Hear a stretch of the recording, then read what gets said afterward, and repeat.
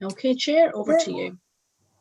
Thank you very much. My name is Colin Cook. I'm Councillor for Jericho and Oseney Ward, and this evening I'm Chair of the Licensing and Gambling Acts Casework Subcommittee, looking at the application agenda item 4 Lidl.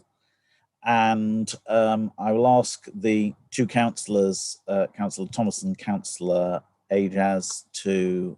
Councillor Remen, to introduce themselves now. Imogen. Hello, I'm Imogen Thomas. I'm the City Councillor for Holywell Ward. And Ajaz. Good evening, I'm Ajaz Raven, City Councillor for Lye Valley Ward. Thank you very much. So the three of us are the committee that will make the decision this evening. I'll work through the other people who are here and ask them to introduce themselves and say why they are here. Daniel. Good evening, my name's Daniel Smith. I'm one of the council's solicitors and I'm here to be legal advisor to the committee. Emma.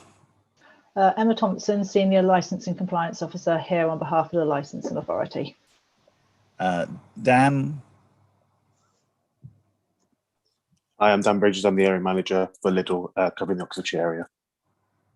Thank you. Graham. I'm afraid you're on mute, Graham. Apologies for that. Good evening, my name's Graham Dunlop. I'm the Regional Head of Sales for Lidl.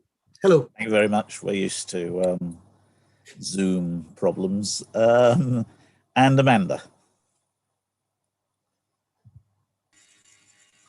Yes, good evening. So my name's Amanda Pillinger from Pillinger and Associates, representing Lidl today. And just to see if she's paying attention, Jennifer. Evening, Chair. I'm the technical host for tonight, so I'll manage YouTube and admit and send people out. Thank you very much.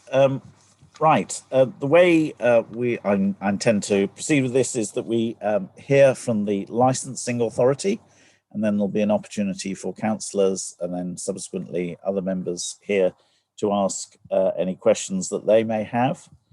The applicant will make their case, and then there'll be an opportunity for the councillors and then anyone else to make points they want to make. Then there'll be an opportunity for the responsible authorities to make any case that they have, and I don't think we have any here, and interested parties. If they turn up, there'll be an opportunity for them, but I'm not expecting them. So on that basis, we kick off with the licensing authority. Who would like to kick off? Emma? Yes, please. Thank you, Chair. This licensing subcommittee hearing is convened to determine an application submitted by Lidl Great Britain Limited for a premises licence for Unit 5A, Templars Shopping Park, between Towns Road, Oxford, currently being being used by Matalan, in case anyone needs to know the exact location. The application is for a new premises licence, and details of the application and times for licensable activities can be found in Appendix 1. The measures proposed by the applicant to promote the licensing objective can be found also in the operating schedule of the application in Appendix 1 and on pages 21 and 22 of the reports. The location of the premises is shown on a map found at Appendix 3. Thames Valley Police have commented that they are satisfied with the measures as stated in the application's operating schedule to promote the licensing objectives. The application attracted a number of representations from Oxford residents. Each have stated in their representations of their concerns. These representations can be found of Appendix 2. Reference to the relevant sections of the guidance from the Secretary of State and Licensing Authority Statement of Licensing Policy can be found on page 3 of the report. Thank you, Chair. Thank you very much. We have Lydia Matthews joining us. Lydia, could you introduce yourself and say on what basis you are joining us? Thank you very much. I'm joining as the representative for the Divinity Road Area Residents Association, on whose behalf I submitted a representation. Sorry, is this with regards to the Lidl licensing application, Or No, this is with regards to the Heat African Restaurant licensing application. that's fine. This application is for Lidl, so maybe of less. Oh, excuse me. But you're welcome to watch. But you Sorry about that. able to join in whilst we discuss this application. That's fine. Okay, I'm not expecting any questions of Emma, but if there are any, please say now. Otherwise, Daniel. Not a question, just a point of clarification. Emma did say that referred to the interested parties as Oxford residents. Although they've chosen to withhold their addresses in this case, there's not usually a right to anonymity in licensing hearings of this sort. Their names are not material, but I think it is relevant to say that they are all residents of the same address, and it is an address in Garsington, which is not within the city boundaries, if you like. That's fine. Thank you very much for that clarification. So unless there are any further questions, we'll move on to the applicants. And who would like to make the case for the applicants, please? Good evening, sir. I'll be making the case on behalf of the applicant. Thank you. Yes, as has been pointed out, this is an application for a new premises licence for the sale of consumption of alcohol off the premises. The hours applied for are 7 AM to 11 PM Monday to Sunday. As you're aware, sir, there are no representations from any of the responsible bodies. There are 3 representations from residents which appear at pages 24 to 26 of your bundle, but as has already been pointed out by Mr. Smith, these residents all live in the same house, which I have calculated is approximately 2.5 miles away from the actual site itself.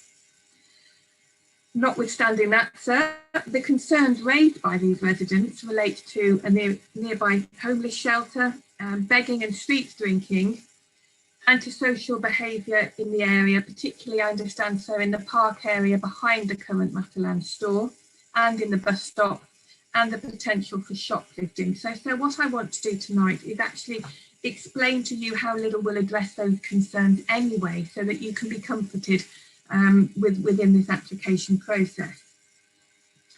So at the outset, if I can refer you to page 27 of the report, being a plan of the location of the premises. Just very briefly, so you will see that actually there are a large number of residential premises backing onto the retail park, if you like. And indeed, if you look at the green area, which I would assume is the park area at the back of the existing Matalan, there are a number of residents that actually their gardens back onto that area. Of course, we have had no objections from any of these residents. And again, we've had no objections about the police. And so I was watching the application earlier, and I've seen the notes for the application that you're hearing after this one. I'm aware that the police will object if they feel there is a need to do so. I also think, so it's important just to refer very quickly to paragraph 2.10.1 of your licensing policy, which states that licensing is not about mechanisms for the general control of antisocial behaviour. So I would ask that you bear these matters in mind when considering the application today. However, as I said, I do want to address the committee on what Lidl would do at a particular store and how they address the licensing objectives. You'll be familiar with the brand Lidl, sir. They have over 860 stores in the UK, and Lidl are experienced in operating premises in a wide variety of areas, from high streets, from town centres, from city centres to retail parks. They're also fairly experienced in dealing with areas where there are high levels of street drinking or high levels of antisocial behaviour. And so I will explain to you later on how Lidl address this and how they work with the police to ensure that any risk and any issues are substantially reduced. But obviously, sir, when alcohol is being sold, I think one of the most important things that you need to be aware of is the training that is given to staff, because of course the staff are the ones that will be making that sale. Lidl understand the importance of proper high quality training. So I did submit a bundle of documents prior to today, and I hope you have a copy of that with you. This has got a number of documents that show the training that is provided to staff. The staff are trained on underage sales, how to spot proxy sales, how to spot street drinkers, how to deal with conflict, and how to avoid the sale of alcohol to people under the influence of alcohol already. The training starts immediately. No employee is permitted to operate the checkout until they have completed the relevant training course, and even then, so they are also monitored fairly closely. Initially, the shift managers will supervise the new starters, and gradually, as the new starters get more confident, it will be other members of staff working in the store. Training trolleys are used, and so these are test purchases, if you like, where Lidl will put through a number of goods, and they will expect the cashier to recognise those that are age restricted and those that aren't. But so if I can refer specifically to the bundle that we produced, pages 1 to 11, and so the numbering is the numbering in handwriting in the bottom corner, because I know all the page numbers have other numbers as well. So the numbering I'm referring to is the number in the corner that's handwritten. Page 1 to 11 of the bundle contains an extract of the store training manual, and in particular the age-restricted sales procedures that are in place. You'll see it addresses a number of issues by way of example. The top of page 5, it addresses the issues with proxy sales, how they can be spotted and how they can be stopped. Then, so if I can refer you to page 12 of that bundle, you've got an age-restricted sales register.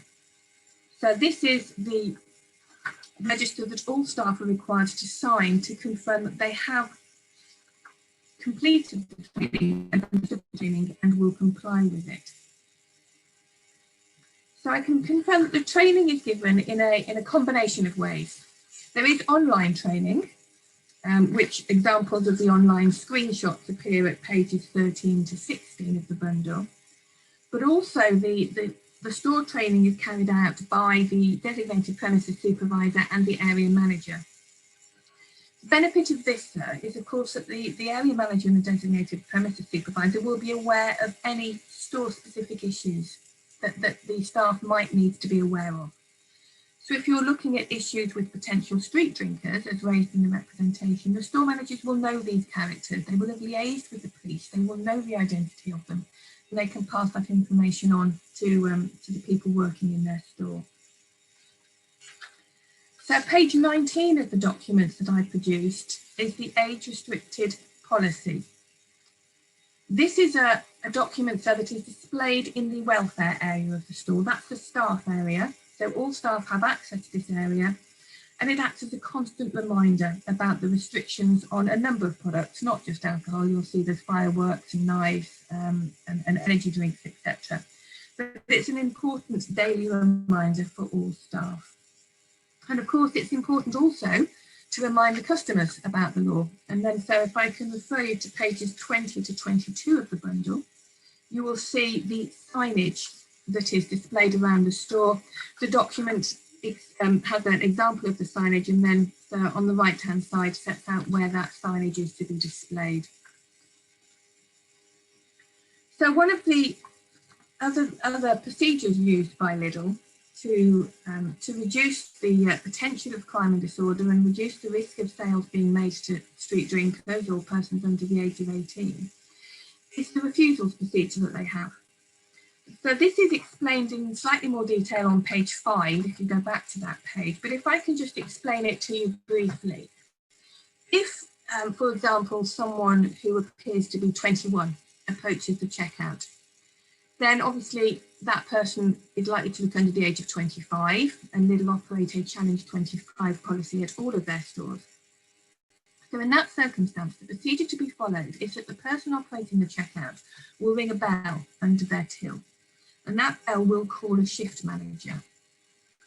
The shift manager is the person that then comes over to the checkout and challenges the customer, either for identification in the event that this is a suspected underage sale, or generally will look at the items being purchased if this is a concern about a proxy sale. But the important message is that it is a manager that comes over to the checkout, and it is the manager that makes the decision. you'll see that acts as a very strong deterrent and sends a clear message out to all customers that Lidl operate a zero tolerance approach in relation to the sale of alcohol.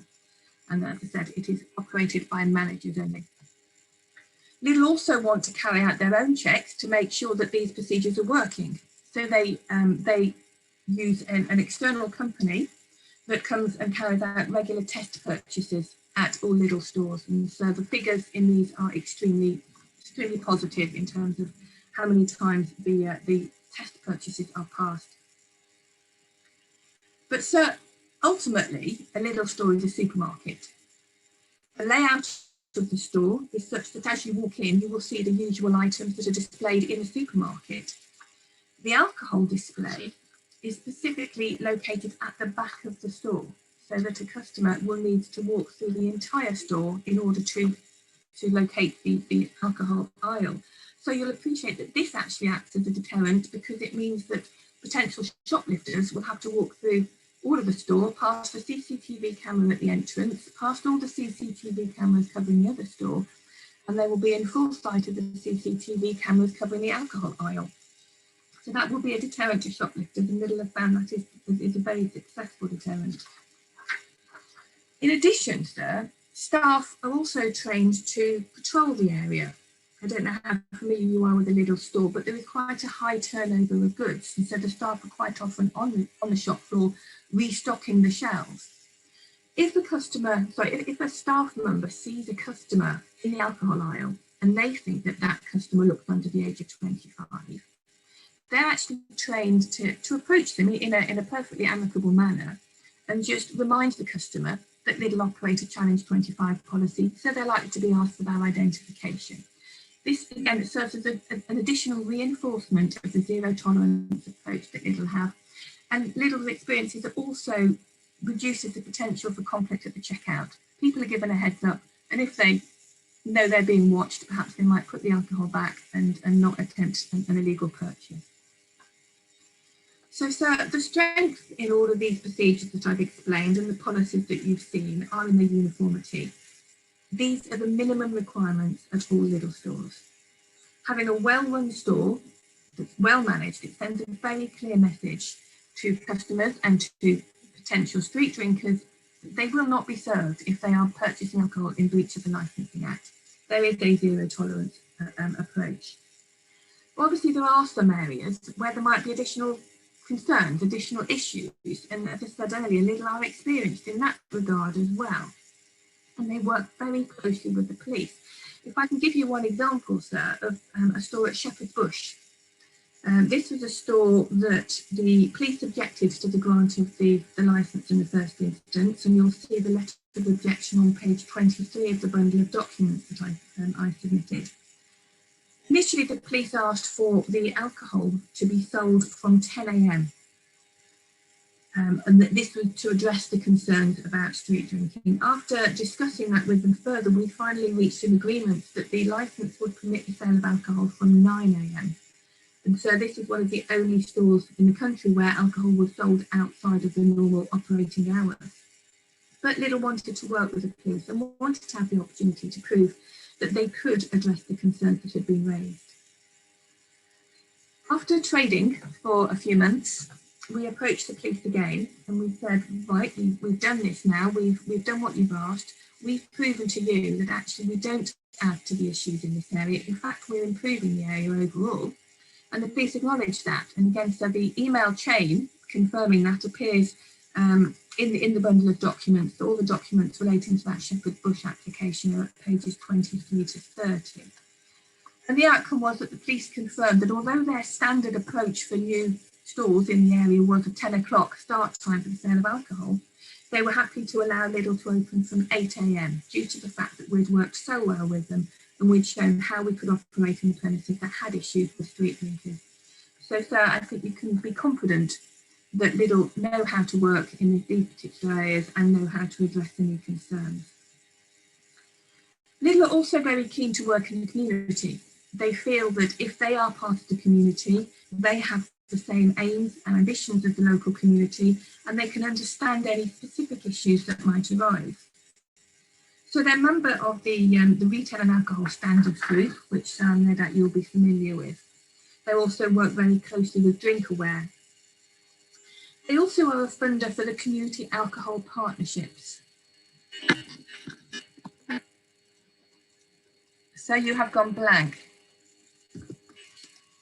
I'm sorry for that. I hope you can still hear us. We can hear you. I can hear you now, but I can't see anything at all. So I'm happy to keep talking. It's probably for the best. Do feel free to carry on. Okay, thank you, sir. Yes, they're a funder for the community. There you go. A funder for the Community Alcohol Partnerships, and details about that, sir, appear at pages 31 to 35 of the bundle of documents. The Community Alcohol Partnership is an initiative that's been developed. It's not one that's operated by Lidl. As I said, Lidl just fund these. But it's a scheme where local stakeholders will get together and they will try and address any concerns that are specific to that locality. They'll put initiatives in place if necessary. And then what's unique about this particular scheme is that they will then go back and they will monitor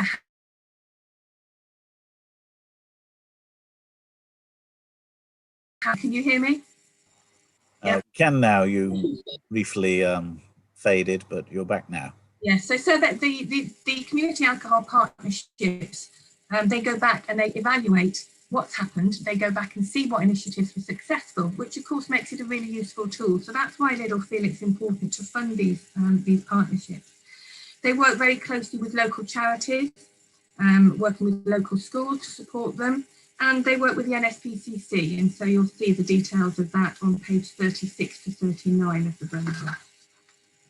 So as I said, it's all about becoming part of the local community, sharing the local values with the community. So that is the application. Unless you have any queries, we have the head of sales and we have the area manager present here to answer any specific questions that I can't help you with. Thank you very much. That's some very thorough documentation. Who would have known that children under 12 were not allowed to buy Christmas crackers? We're all better for knowing that now. I don't have any questions for you. I will ask if Councillor Thomas or Councillor Raymond have any questions. No questions. No questions.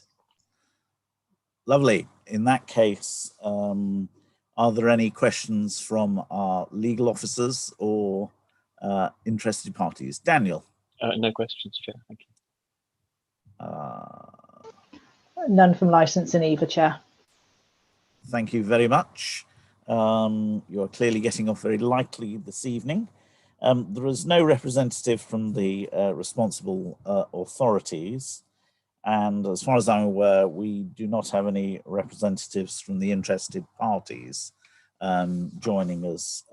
And so we move to final summing up, closing submissions from the applicant.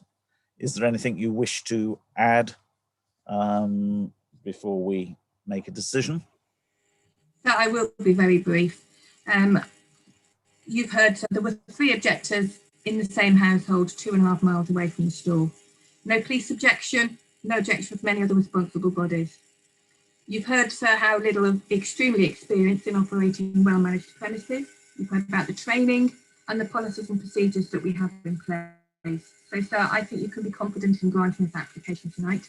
However, you can also be confident knowing that if there are issues experienced, of course, residents, local businesses, responsible bodies can apply for the licence to be reviewed. So I want to very quickly refer you to certain sections of your policy. 2.10.1 in relation to licensing not being a mechanism for the general control of antisocial behaviour, and 5.5 regarding the hours for off sales. So I don't propose to take up any more of your time, and that is the submission. Thank you very much. In the absence of responsible authorities and interested parties, we will now move to deliberate in private, and we will call Daniel. just one small point, as you have not heard from the interested parties, there's no obligation on them to make all representations, but just for the record that you will be taking into account their written representations in your deliberations, and those were on grounds of the risk of crime and disorder, public nuisance and public safety.